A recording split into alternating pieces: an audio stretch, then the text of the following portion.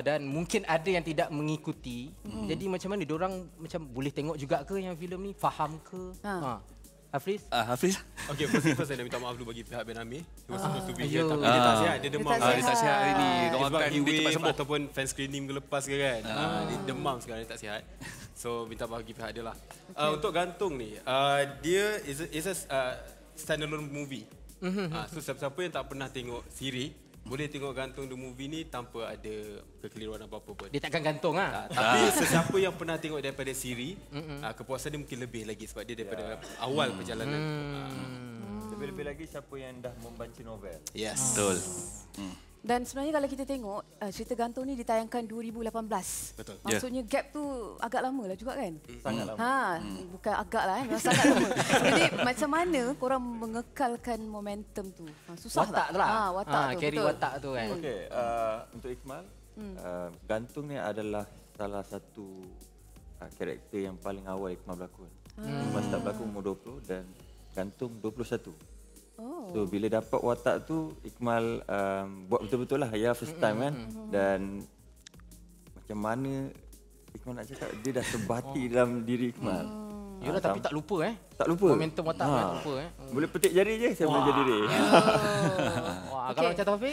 Okay, Jap.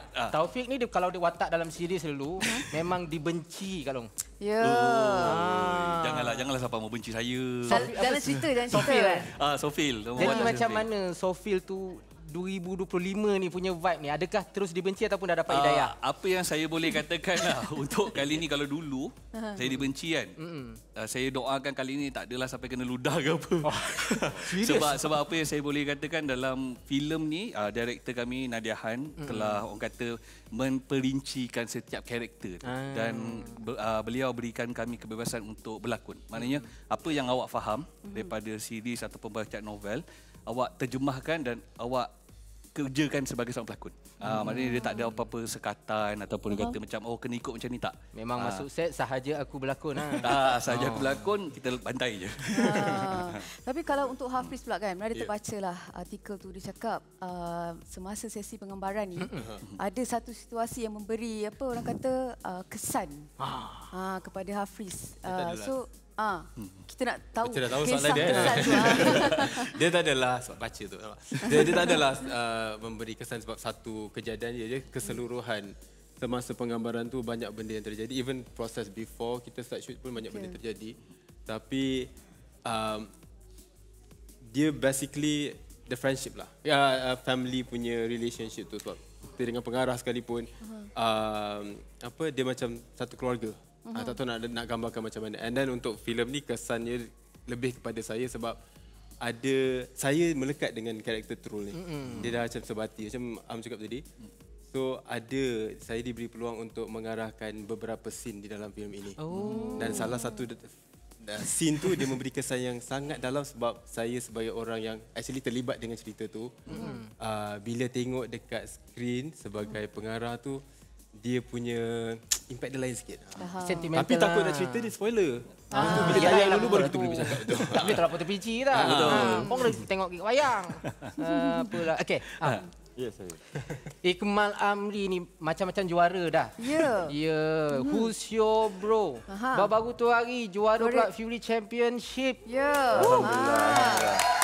Ini pula dah join pula. Apa yang boleh kami katakanlah, sebenarnya mungkin semua orang dah tahu, dah ada dalam social media sekalipun, sebahagian daripada bajet untuk filem ini datang daripada peminat. Kami buat crowdfunding. Jadi filem ini direalisasikan daripada peminat. Jadi dengan itu kami memberikan ni hadiah kepada peminat-peminat yang daripada dulu menunggu. Sebab kita tahu kita dah buat ni pada tahun 2020, tapi ada kekangan waktu, keadaan apa semua, PKP apa semua, dan akhirnya kerana anda bersabar, kami hadiahkan ini untuk anda. Hafiz, ajaklah diorang semua datang wayang bila dikeluarkan. Okey, saya nak straightforward je. Basically kita ni underdog sebab kita, untuk siapa yang tak tahu, kita adalah filem independent sebenarnya. So kita mengharapkan penonton-penonton, peminat-peminat dekat luar sana tu untuk pergi serbu Power Gum untuk 4 hari pertama yang sangat crucial ni supaya pembikin-pembikin filem independen boleh terus berkarya. Tanpa perlu mengharapkan yang lain sebenarnya. Kita nak orang lebih banyak berkarya dan lebih bebas untuk berkarya sebenarnya. Baik, insya-Allah kita doakan memang box office lah. Amin. Amin. Insya-Allah. Terima kasih. Ikmal Amri Taufik. Guys, video yang korang tengok ni pendek je. Nak tengok yang long version, boleh tengok dekat Astro Go.